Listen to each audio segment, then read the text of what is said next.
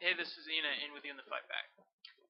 And this is a slight follow-up to my video on thoughts on recent organizing, where I was telling you about my experience as an organizer, some of the stuff we were doing, and this is kind of some of my responsibilities. And when you answer the call of being a revolutionary, you may have to play a multitude of roles.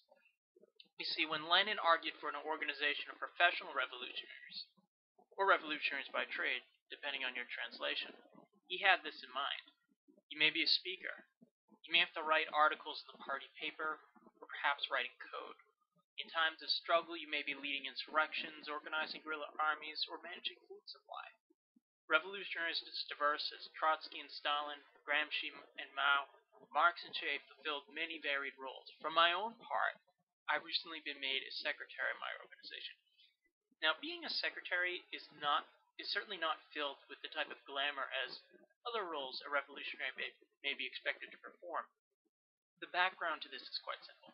The group in which I was a part had its second meeting, and we collectively decided on more structure. A formal agenda was presented, and we agreed to proceed and vote according to Robert's Rules of Order. We also decided that minutes needed to be kept, and I was nominated and approved as secretary.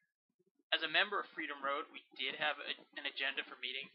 There's no minutes taking, and considering my apathy as a member, I didn't pay much attention anyhow. I accepted the role of secretary without fanfare and got to work. My job was essentially to record what was said by those at the meeting and recording votes on various motions. This meant that I had to take copious notes.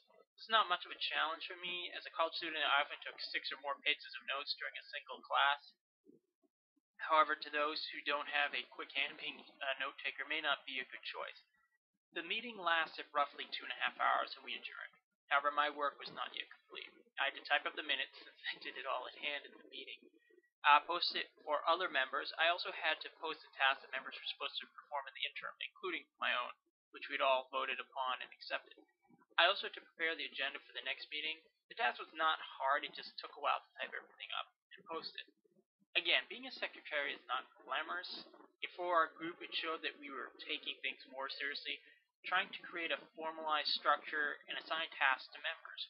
For me, being a secretary is a logical step to take. As a communist, I've done a great deal of research into theory, and I presented them often in videos and essays.